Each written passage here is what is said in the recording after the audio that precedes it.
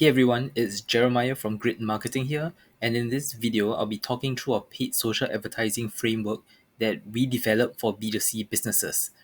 So, if you're watching this video, most likely you are currently running ads on social media or you're looking to run ads on social media. So, I hope this framework will be very helpful to you. So, let's jump right into it. The first thing we'll talk about is the campaign structure or how we structure the campaign. Structuring the campaign is important because firstly it helps us organize the campaign in an easy to view manner, and it also helps us easily identify what's working and what's not. So some basic concepts for those of you that do not know. If you've been advertising for a while, you probably know this concept right off the bat, but I will share this for the benefit of doubt of people who are new. So we can define the marketing funnel in advertising in this way. The top of the funnel, we call it a prospecting, or some would like to use a temperature terminology, cold campaign. The purpose of this campaign is to help people discover your brand. And the secondary purpose is also to capture interested audience into your pixels or remarketing tags so that you can later retarget them with ads and convert them. So at the bottom, the middle and bottom of the funnel, we have the retargeting campaign, or as some people would like to call it, the warm and hot campaign, depending on which stage of the customer journey your audience are at. And the objective in these campaign is multifold. You can either look to build affinity and trust with the audience, you can look to educate the audience on your product or services, or you can look to activate the audience by running promotions, new drops, and stuff like that. So with this structure or full funnel approach in mind, uh, we have to be very clear the stage of the customer journey which we're advertising at. And I will show you how we set this up in our ads manager. But for simplicity's sake, we usually like to keep the campaign into just prospecting and retargeting. We rarely differentiate between warm and hot audiences. I know some of you, if you've been working in agencies before, you probably will have a more minute or final kind of targeting. But I would say for 90% of the businesses, the smaller ones, this dual campaign structure will be more than enough.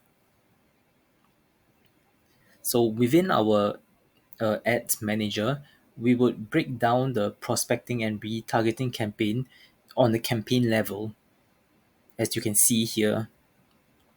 In the ad set level within each campaign, we will then have our various segments. So, for example, in the prospecting campaign, if you want to target, say, women 45 and above here, this can be one segment in the prospecting campaign. And the second segment can be perhaps women under 45 years old, for example. Same for the retargeting campaign. You can segment by, let's say, people who've visited your homepage, or the second segment can be people who've like abandoned cart, added to cart and abandoned. So structurally, it's actually very simple here. But how do we ensure that the ad sets or the targeting within these two campaigns are reaching the people that we want to reach? We do that by introducing a custom audience layer on all ad sets within the campaign. So for all the ad sets within the prospecting campaign, what we would like to do is we would exclude all of the following custom audiences from these ad sets, regardless of whatever targeting you're doing. So you can be targeting women 45 and above, but you need to exclude all these audiences. Customers, your customers list or customers from your pixels, all your web visitors or your followers, and anyone who've ever engaged with your ad content or profile on social media. So these are usually um, custom audiences that you're able to build within your advertising platform. I'm very sure Meta and TikTok have them. No, I'm definitely sure they have them, so you can easily build them. They have different window length. So what we like to do is we like to extend to the maximum window length. So that way you're almost certain that whoever you're reaching will not have bought from you before, will not have visited your website before, and will not even have engaged with your, social media accounts before. And it's very likely that if they've never done any of that, that they might not have heard of your brand before. So all the ads within this campaign is to enable discovery of your brand and product. Next, we'll talk about the retargeting layer.